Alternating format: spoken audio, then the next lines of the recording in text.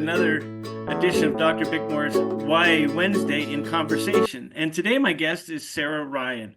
Hi, Sara. How are you doing? Hey, I'm doing all right. How are you? I'm doing great. And we're having this conversation on February 10th, and it's the eve of a new book release. Do you want to start there and talk about that? I see it behind you, posted on the door. Yes, I put up my little book cover and I also have an arc here. So yes, tomorrow Mountain Upside Down releases, and I'm glad to be here on YA Wednesday, even though it's technically a middle grade. Yeah, Uh, yeah. so it centers on 13-year-old Alex Eager, and she is being raised by her grandmother, who is a retired librarian in a small former logging town in Oregon. And this is a town that I made up, by the way, and we'll Oh, talk a completely little bit made more up. of that later. And as the book begins, everything seems like it's going great for Alex because her best friend, PJ, has just agreed that they should also be girlfriends. So that seems great. But Alex is getting increasingly worried about her grandmother's memory. And there's also a big part of Alex's life is the library's youth council. And there's a vote coming up that may mean that the library doesn't get funded anymore. Oh. So she's dealing with a lot, and that's not even all of it, but I will Well, let that's a good go there. setup for that because we've got lots of issues that are going on. Youth involvement in libraries, libraries in general in the United States are suffering crisis. I was in Baton Rouge at Louisiana State for several years, and the Baton Rouge Public Library had a long time tiny percentage of tax Hmm. that had helped it sustain itself and build some really good libraries. Well, that's under fire again right now. I It heard about currently that. currently perhaps going to take that money and put it somewhere else.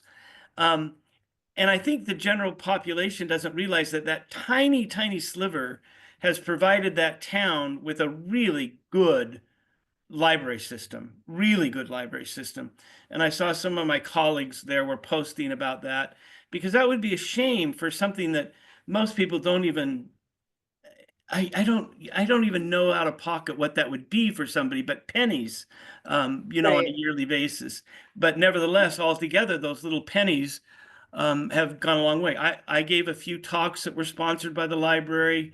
They have a wonderful book show in Baton Rouge. So I'm love that you're doing that, especially under the auspices of we need to control everything, right? Well, so, I always want to shout out the work of Kelly Jensen at Book Riot. So she has been tracking the censorship and just anti-library initiatives that are been popping up in lots of places. And she also has a newsletter called Well Sourced. So for folks who want to have a sense of all of the things that are happening, she's a really good person to follow. And I think that's where I in fact heard about the Baton Rouge There's situation. one.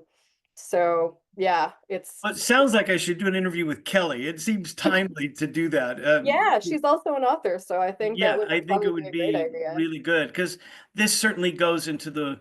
Um, I know that you've done some work with We Need Diverse Books, and I've donated or even had people with this blog donate to We Need Diverse Books in the past. But it seems that their mission becomes even more important than it was when they started. Because I think when they started, it kind of flourished a little bit and people were aware of it and were talking about it.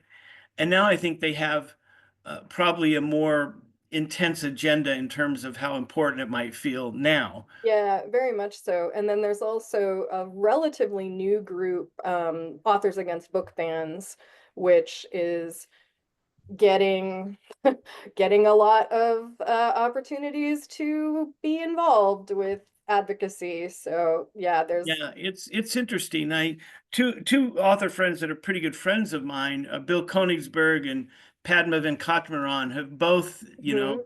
kind of championed that to some degree, but um, they can do it within their sphere of the people that know them, right? Sometimes we get lulled into the fact that because we know one person, um, they don't know everybody, and their scale and their realm of possibility and influence is small, but together I think people can make a difference. And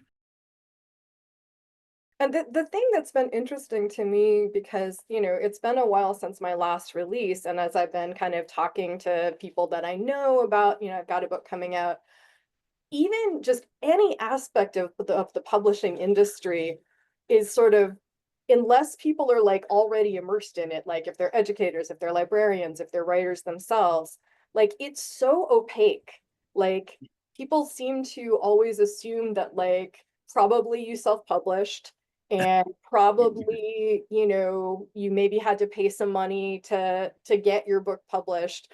And so kind of having to step back and think like, yeah, we are all like so in this world that we forget that not everybody understands just anything really about how this all works. And so yeah, it's maybe not that surprising. marketing plays a big deal. Your editor, your agent, the publishing companies themselves, as they become, I think, even against their own will, consolidated in some Right, ways, and some of them would like to continue to exist as kind of independent groups, but they find more and more that whoever owns them sells them or joins them with someone else. And that changes in some way the relationship that they deal with their authors. It right. just Well, does. and also kind of where I was going with that is, you know, knowing that sort of among kind of the general public that aren't necessarily like really tied into books and publishing, like it's not surprising that people also don't necessarily have a lot of awareness about attacks on books and libraries and really all those things. So it feels like, as much as like self-promotion has been part of an author's job for a long time, that advocacy is more and more a really important part of being an author and existing in current reality. Yeah, I think that's going to be a it's going to be an ongoing issue. I think at least for a 4 or 5 year period, and these things don't change quickly either, so they change slow. Well, let's go back and give us kind of the rundown of people who don't know your books or people who do. Remind them of your journey as an author, because we are also going to talk about your history as a librarian and the daughter of librarians and other things that are going on as well. But let's get a rundown of your publishing history and how you're kind of more prolific than people think you are, because you also dabble in other forms, short story and essays. So let's hear your story, Sarah. All right. Well, the let's see. My first book came out in 2001, Empress of the World, and that was a young adult novel about two girls who fall in love while they're at a summer program for gifted and talented students. And at the time when that book was published, I also shortly thereafter started writing comics, short comics. Mhm. And actually, one of the first short comics that I wrote, Me and Edith Head, was published in Cicada. And that was actually about one of the characters from Empress of the World. So I was kind of like coming back to the same environment and kind of telling a different story. Um, and then continued to do short comics, essays.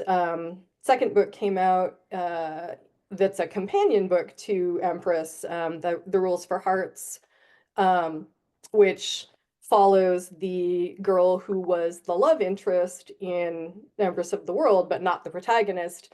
Kind of tells the next chapter of her story the summer before she starts college. And again, continuing to do short comics. Um, and then I was very fortunate to collaborate with a great artist, Carla Speed McNeil, on a graphic novel, Bad Houses, that came out from Dark Horse. And I should say my first two books are from Viking. And then after Bad Houses, I continued to do short stuff and frankly had some pretty challenging times, in part because I was dealing with my parents' dementia. Um, Oh, yeah. and it kind of stopped me from sending work out for a while, and it was just tough um, in all the ways. So kind of I sort of almost had to trick myself to get back to finding a space to write and finding what I wanted to write about. And I actually started Mountain Upside Down um, on my phone, just in a little Google Doc, because I felt like, well, I can't second guess myself too much if I'm just like typing on my little phone and it's just and that was kind of a way that I found my way back to a longer form project. And fun fact, the little invented former logging town in Mountain Upside Down is also the setting for Bad Houses, even though that book is in a different age category and came out from a different publisher. Yeah. Well, having locations that you go back to has served a lot of authors well over the years. So you don't have to feel bad about that, right?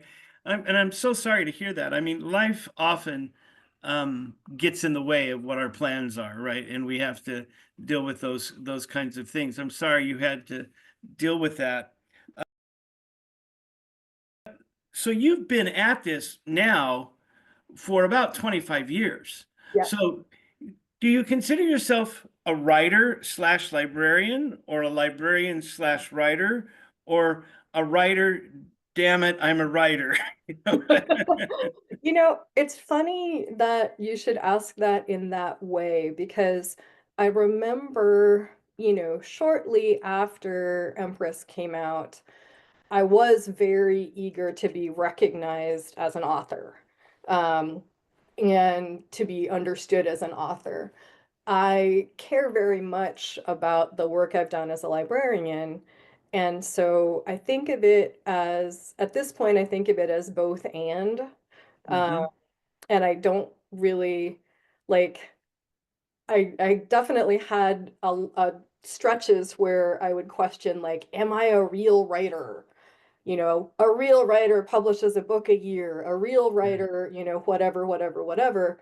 And these are just, I think, things that we tell ourselves because it's just really easy to beat yourself up. It's easy to beat yourself up for not being like what you think another writer is, even though you don't actually know everything that that person might be dealing with. Um, Absolutely. I think that's a really good insight that I'm finding more and more as I interview a variety of authors, some who on the outside people think are really successful. Well, they're struggling often with their own demons or their own frustrations in terms of the trajectory of their career, or whether or not this section of their career is validated or the other one is not. So I think that's healthy for you to trouble that all the time, I well, think. and I should also say, a really significant piece of what I think helped me kind of back to my writing self. Not that I was ever that distance from it, Hmm. like I was still writing the whole time that I wasn't sending anything out. But I started teaching at Vermont College of Fine Arts, Oh, MFA in writing for children and young adults. And there is so much truth to that notion that, like, when you are in that position of trying to help other people with their work, you sort of have to like articulate things really clearly. And then you're like, huh, that thing that you just told your mentee to do, like your advisee to do, maybe you should do that. Maybe you should do what you just told them to do. That yeah. might be a good idea. Yeah, So it's I give a lot of credit to that community. yeah. I think that the community is often more supportive of one another than people might realize from the outside as well. I think a lot of that's going on. But as a as an academic who became, I taught high school for 25 years and then jumped to the academy, did PhD work from 2002 to 2005, and then was a professor for 15 years, where I really tried to look at the history of young adult fiction and how it was defined. And even then, when we started, middle grades was not even on the Mhm. radar as a definition. It was just Right. part of young adult literature. That's been in the carnation of my mind. And people would ask me questions, other teachers or students, like, well, how do writers get in the business? And I thought, my, that's still a mystery to me, which is one of the reasons, because the only thing I could tell people for sure is that people who are writers write despite whatever obstacles they're having. They may write without publishing for a while, but they've got a writer's journal or they've got things in progress, and they carve that space because they have an identity as a writer at some level that they do not want to let go. Right. So my advice is, well, you're a writer if you write.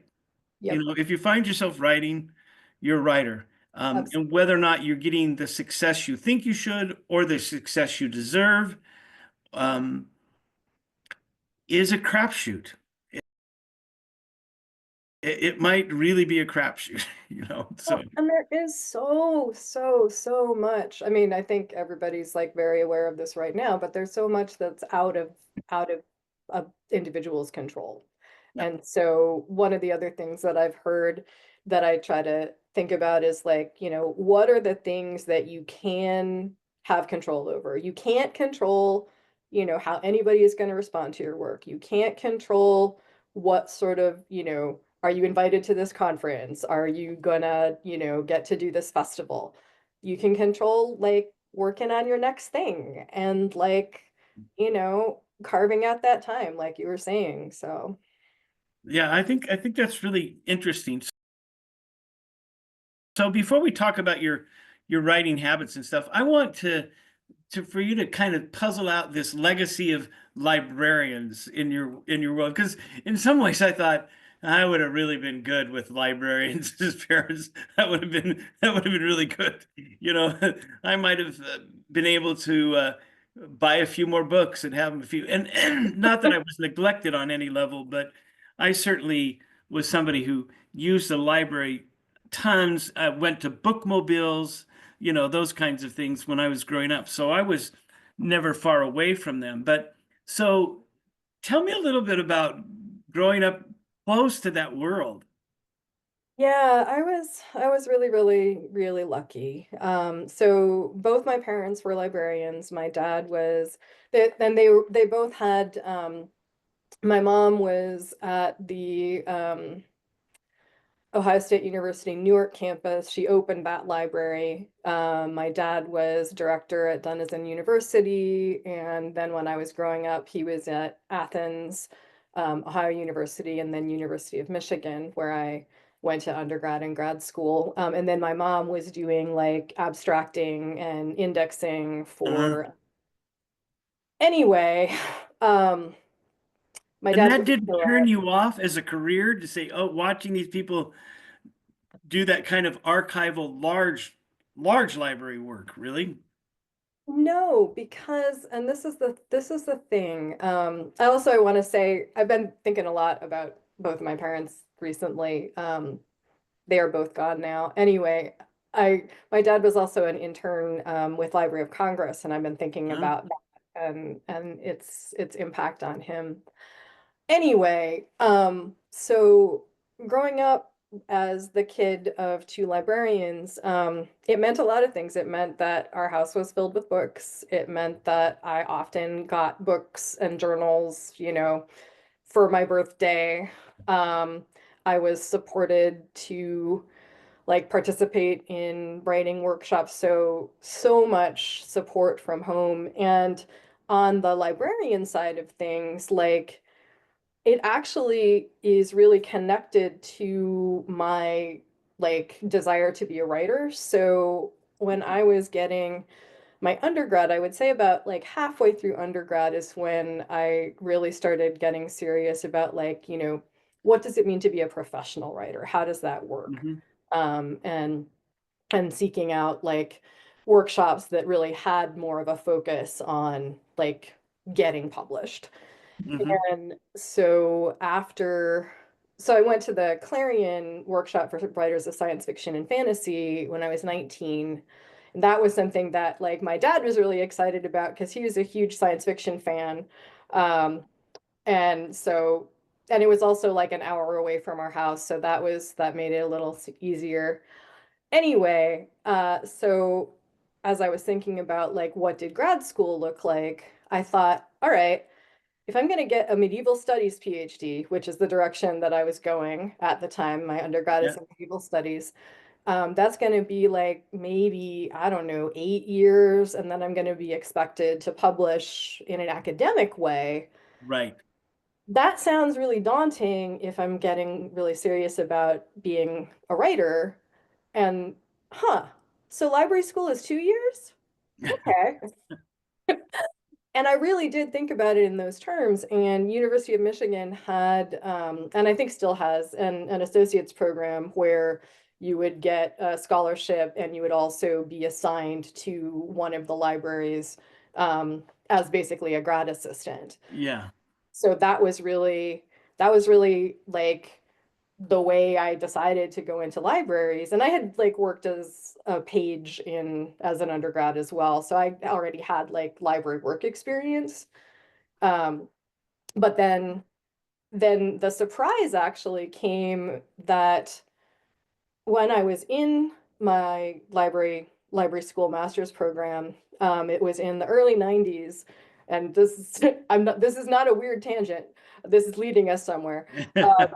So I was part of a project called the Internet Public Library, which in the early 90s, it wasn't a thing to have internet like libraries. Like there yeah. we didn't have like not every library had a website.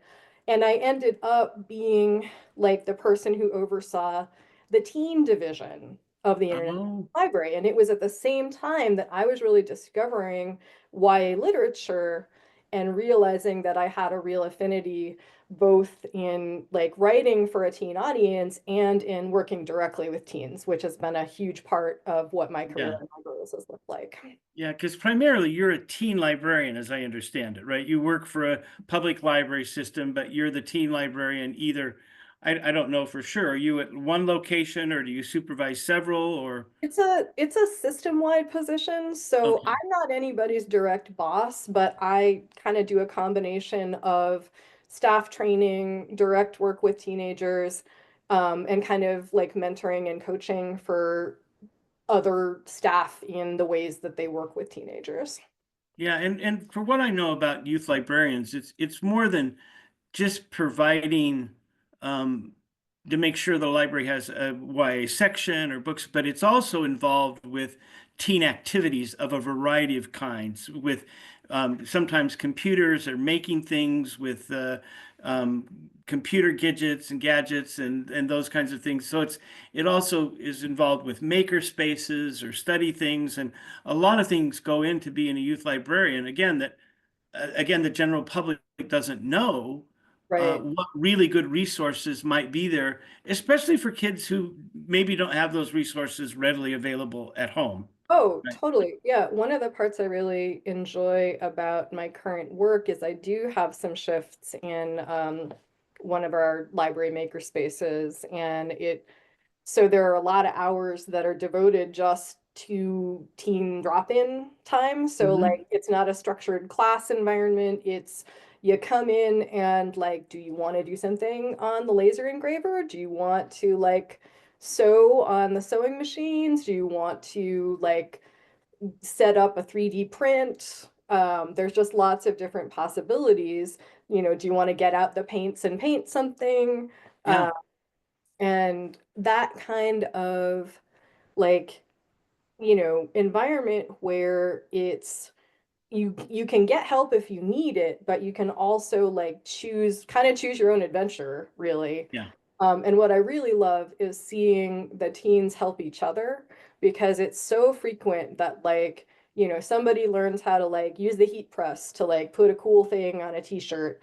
And then like the next day they've like brought a friend in, and then that friend is like also gonna get like a cool thing that they're gonna print on their t-shirt. And so it's a really great place see, to. I love that, and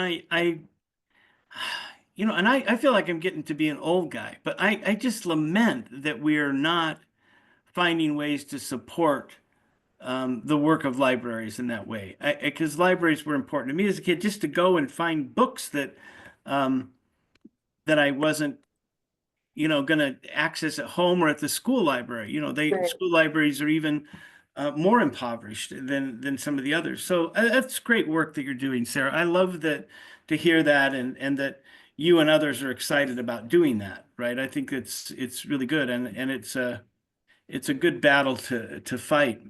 Well, that's interesting that you kind of came around. So you felt like being a librarian gave you the freedom to kind of be around adolescents and write for adolescents. Was that kind of the start of it, that you were able to carve some space there? Yeah, and honestly, like the fact that, I wasn't in a position where like I did end up doing like professional writing on the librarian side of things, but the way I was thinking of it, as I was choosing to go into the like MLS degree study was this degree is only going to take 2 years, and then I can have a job that I can like kind of leave at the job and then have time on like the in the evenings and on the weekends. And, I ended up with like a more passionate commitment to library work than I anticipated. But I Hmm. did also have, I think, those spaces in the evenings, on the weekends, take a few days off to do a writing retreat, um, to sort of carve out that time in a way that might have looked different if I had gone into academia.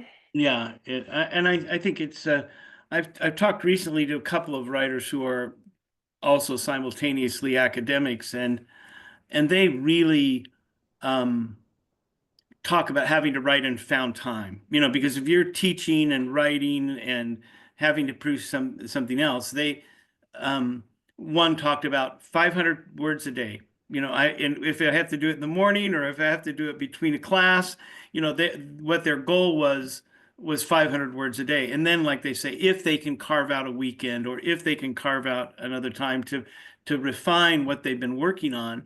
But I think that's really um, as an academic, part of my job was I had to write or perish, right? So Right.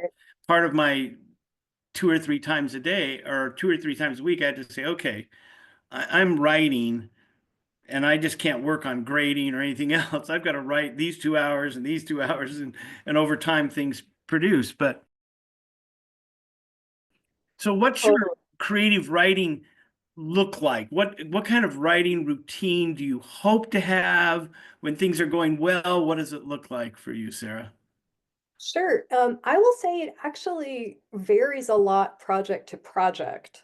I mentioned that kind of, I almost sort of had to trick myself with Mountain Upside Down to like, I'm just gonna do this like kind of on the side and on my phone, and I'm not gonna second guess myself a lot. The book that I'm working on now is a historical YA set in New York in 1935.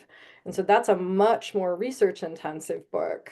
And so what I am doing with that book is very different. So with Mountain, it started in the sort of, found time, evenings, weekends, sometimes writing retreats. I'm able to do those with friends sometimes. But with this book that I'm working on now, um, I've been spending a lot of time researching and really trying to get a sense for not just like New York City, not just like the immediate environments that my protagonist is going to be in, but also just like, what were the popular songs? What was happening politically? What external events might tie to my protagonist's journey. And I know that this isn't like routine, but where I'm kind of going with this is uh my routine is kind of to go back and forth between the research and the draft as I Okay. sort of discover like oh, I now need to know like this fact that I have to track down. And I'm hoping that kind of as I go, I'm in the pretty early stages of drafting this one. I'm hoping that as I go, I will be able to have longer interludes of just drafting where like I Yeah. already know what I need to know on the research side of things. Um, but it feels different. But it's I don't know, it's just that sort of like it's always about like figuring out like what are the intervals of time that are available and then how much can you accomplish in that interval.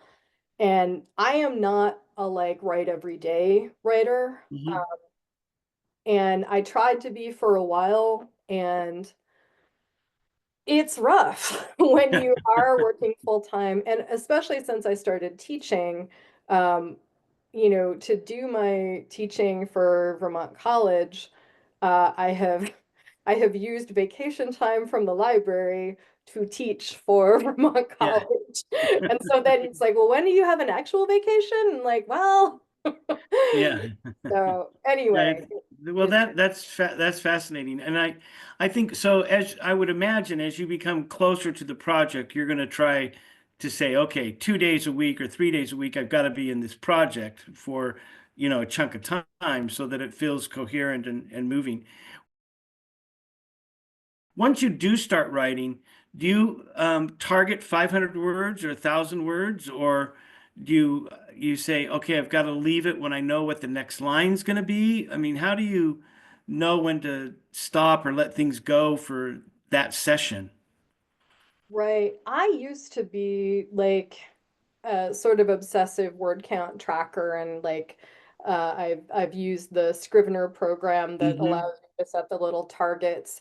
And honestly, I got to the point where that was just really stressing me out, and like it was a Hmm. way to feel like a failure very often if you didn't get to your target, or you would do a weird sort of bargaining where it's like, well, I thought I was going to try to aim for 1,000 words, but what if I said it was 500 words, and then I would feel like I had made the target. And so I don't really try to do things that way anymore. I try to look at, have I finished a scene and I know what the next scene is going to be. um have I like, again, with the historical that I'm working on now, have I like tracked down like two or three things that I know are gonna sort of propel me into the next scene? So I find that that sort of sense of momentum works better for me than trying to hit a word count.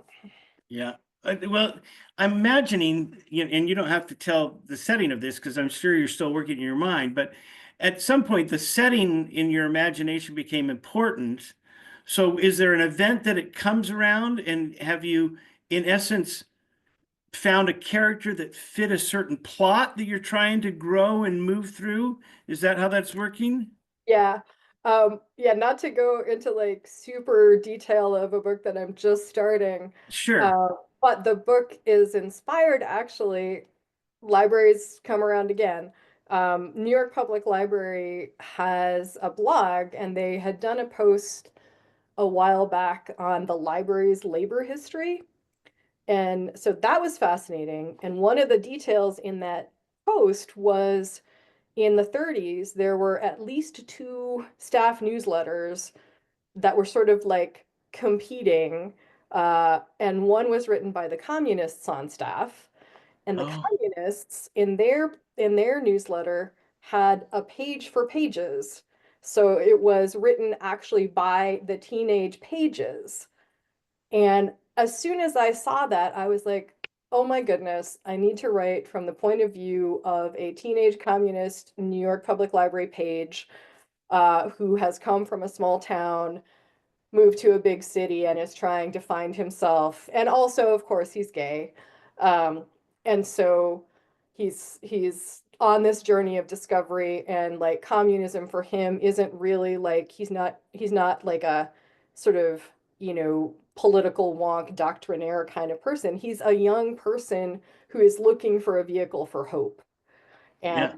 that is what that is providing for him. So it's it's just there's a whole lot that I can incorporate, and Well, I'll show you one, you know, in like citing the exact timeline. I decided I probably need a 1935 calendar, and so I found uh, one, and I'm actually going to use it as though it is like his own calendar, and I'm going to put the yeah, things that happen in the book on the calendar on the calendar. so I Oh, can kind of perfect. track like, what day of the week was it? And like because New York is so well documented, you can literally find Yeah, out even what the weather was on any given day. So yeah. Well, anyway, that sounds really fascinating, and I think you picked a period of time um, where most Americans lose track of the history, that we were more open to divergent viewpoints politically from the left to the right, mhm, which had a very interesting history leading up to World War II, in which we were in some ways, it's very much like today, where we were camped and then became less and less tolerant of each mhm. side as we move forward. I look forward to seeing what you do with this. That's really fascinating. So there you've got one reader waiting in the wings.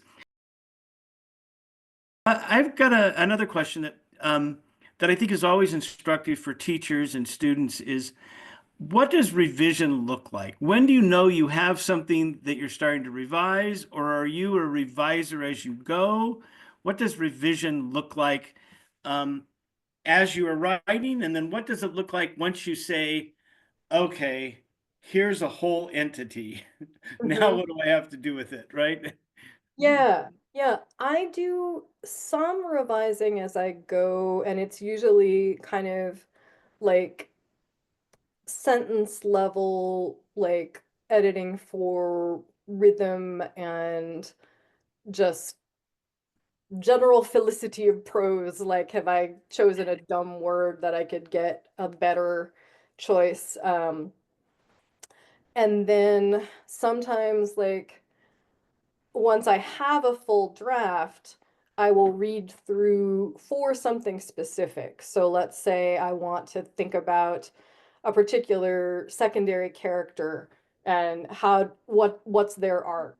And so I will literally just look for all of the places that that character appears and what are they doing, what are they saying, what influence are they having on the protagonist, Yeah, and something similar. And I really like that. And it's something that I will often tell advisees that I work with at VCFA is like, if you just tell yourself, I'm going to start revising now, it's so overwhelming. So really deciding like, I want to look at the dialogue. I want to look at setting detail. I want to look at, you know, is there any sensory detail or are all of my characters sort of moving through a fog? Um, yeah, and so that really helps to clarify. And then once I'm working on revisions where I'm working from editorial notes, of course yeah, I'm gonna do what Andrew tells me I should do. yeah, But I have a good example of that where there's a scene early in Mountain Upside Down where Alex is walking home, and Andrew wanted, I think for really good reasons, me to make that walk more detailed and specific so that it wasn't just, you know, she's walking home and I may say like one or two things about what she sees. It's more like, what are the actual businesses? Are there like places where maybe the parents of one of her friends hmm work? Is there something that can give us more than just literally getting her from one place to the next? And that kind of like layering and double duty, I think, is so important and is something that often will come out in revision. Yeah, yeah, that makes perfect sense with that that kind of looking and you know and looking for dialogue or for setting or to see if a minor character's arc is really serving the purpose of everything you want that character to do, right? Because then you may say, "Ah, I don't really need that character. That can be achieved here, or and often you don't know that until it's at least a first hole, right? Right. Then you might say, okay Exactly. we can achieve this in a different or a more holistic way through a combination of two characters or something. And there's all kinds of ways in which people deal with that along the way. Well, before we finish up, I read you have some blog posts, and the one that really I found where you, and I think it's recent, that where you commented on Remington Steele. Oh, so that is for my friend Josh Glenn's site, High Lowbrow. I've written a lot of pieces for High Lowbrow.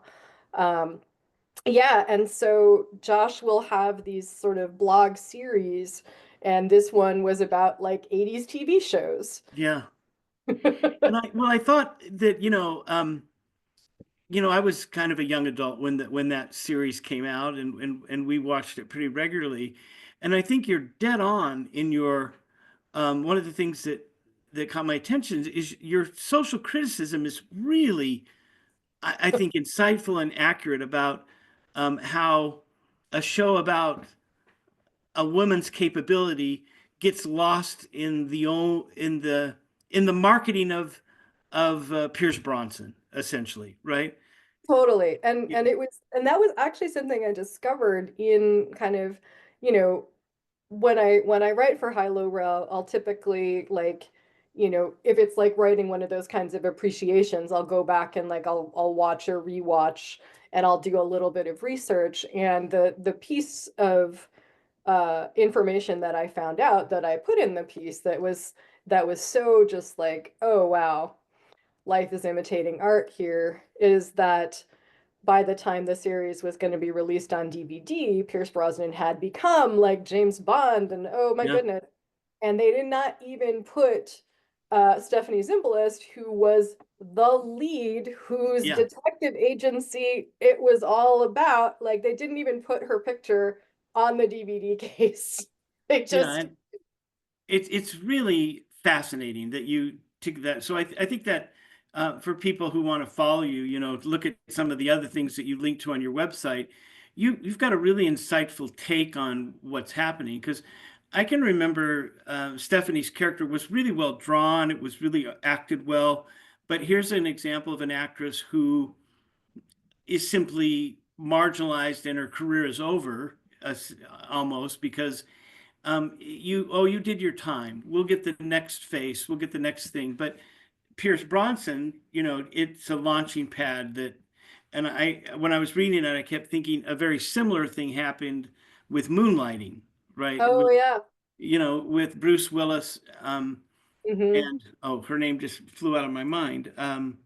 Sybil Shepherd, right? Right. And Sybil Shepherd also has a pretty heavy punching record as an actress. I mean, she has some chops, but all of a sudden, who do we get to elevate, and who do we turn into some kind of movie star, um, Hmm. as opposed to somebody who's a good actor or actress? And I think those are two cases where Stephanie and Sybil both are not given their due in terms of their talent because of the mechanism of TV land or Hollywood or something else, right? Right. Well, and I will say that like, if people like my take on Remington Steele, they might also like I wrote about Swiftwind, which is the character from the rebooted She-Ra, which I quite enjoy. Oh, And Swiftwind is a surprisingly political character. That whole show like has some great like inclusive messages and is pretty delightful. So I recommend the rebooted She-Ra. well, good. I think that, but there's a lot of things that, well, that's one of the things I think is fascinating about talking with you, Sarah, is that just from looking at your web page, you get a sense that you have a fairly fascinating take on the world. And then if you follow your books, you see those issues are going to fall through your fiction as well as the things you're doing. And to your credit, you're doing a remarkable job to take a full-time job and write on the side and do all those things. But I think that, like many of you in the young adult world, you're very fascinating people. You're not just the person who's the author of a serious book, but you're willing to go out on a limb and comment on the ins and outs of society or the ins and outs. I mean, even commenting at TV is in a roundabout way talking about marketing and who gets marketed for what reasons, right? That we can see parallels Well, in those and worlds. I should do full disclosure here where, I have had sort of three jobs for a long time, like my writing, my working as a librarian and teaching. And I actually am coming to the close of my librarian era. I am gonna be moving into just focusing on writing and teaching um, at the end of June. So I'm at a point of transition Does that give you a chance career-wise. to take some kind of early retirement? Have you done Yeah, it long enough to do that? So, yeah. So, and I really like, again, I love the work that I've done in libraries, and I may, find ways to like, maybe I'll volunteer in the makerspace, maybe I'll run yeah, a teen writing group. But I want to, I want to be able to carve out more time for yeah. writing and teaching. So that's, Well, it's interesting. I think that as I talk about a lot of writers, I just recently talked with Brett Hardinger, who's drifted away from fiction more to writing in Substacks and commenting more on being a digital nomad and those kinds of things. I looked at your space and I think I could see Brent or somebody looking at it and say, "Oh, Sarah, you maybe should see the way in which all your writing might tie together in some kind of Substack that would be supported as well." Because I think it's if you're going to, like I say, we've talked about this before. Writers write, right? And sometimes they write things they're compelled to write versus the thing that's going to be the next novel or the next marketable piece, right? well, and I will say, like, I am not crazy about Substack itself because of some of the folks that they have platformed, but it's so hard now to find a platform that isn't owned by people with Yeah. terrible politics. And so I know a lot of people who've moved off of Substack into places like Button Down or Ghost. Um, Hmm. and some folks who are just like, let's just keep blogging. Let's just keep blogging on our own sites and like, work Yeah. it that way. I don't know. I don't know where I'm gonna land with And I that. don't, yeah, I don't know what the answer is too. It's like, I started this blog, Dr. Bickmore's Why, Wednesday in 2008, 7. So Hmm. we've been doing it for a long time, but my goal was never to monetize it. And I have a Hmm. brother who thinks I'm an idiot. He's done things online and he says, if you'd have started marketing this, because there was a time from 2015 to 2018 where we were getting near 1 million hits a year, right? Hmm. And and now because we're not monetized, it's not picked up by algorithms in the same way. So I think the readership is not as naturally large as it was early on. And there was a lot of we in fact one of the reasons I went to NCT last year was to have a discussion about what does the future of this look like, Hmm. and the people that have been helping me over the last 5 years, what's in it for them, right? Because we haven't monetized it. We haven't tried to say, put Google ads on everything and do that. Because I would much rather have it be accessible for teachers and students and Right. writers as just a resource, right? And we've talked about, well, should we have a small subscription fee so that we can archive those, or Mhm. or is it just run its course, right? Some of the things that Well, you think and about. I know folks who, I work with a lot of comics folks, and I know a lot of folks who are putting stuff on Patreon and like, Mhm. having that be, and again, like there's no perfect platform, but that's something else that folks are doing. And I do think that with like all of the challenges to journalism, all of the challenges, like finding credible, solid, good resources is now more than ever.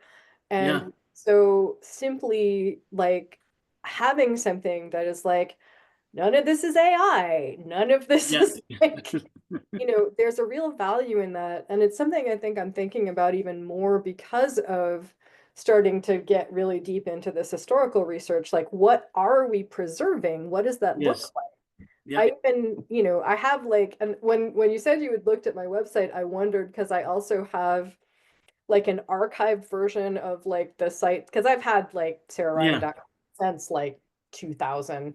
And so I had an old site and I was like, is he finding the archive stuff or the newer stuff? You found the newer stuff, so that's Yeah, good. I But didn't. I found the newer stuff. I didn't do a deep dive, that's right? okay. That's Yeah, okay. that's But okay. but Well, I would love to desert Facebook almost completely, but it's been the way that for 15 years that's the main source of advertising, right? So it's do we want to do something and hit all the people? I mean, at this point, we've had 150 to 200 people write a week at a blog for this. So if we went back and did some kind of subscription that was, even if it was free, but you subscribed and then you got the notification, would that allow this to exist as a non-commercial space Mhm. that people are aware of who are interested in interviews with authors and promotion and discussion of, I mean, even a like for the many years in February we've had writers talk about African American literature real specifically, right? And other times, well, those things are worth looking at.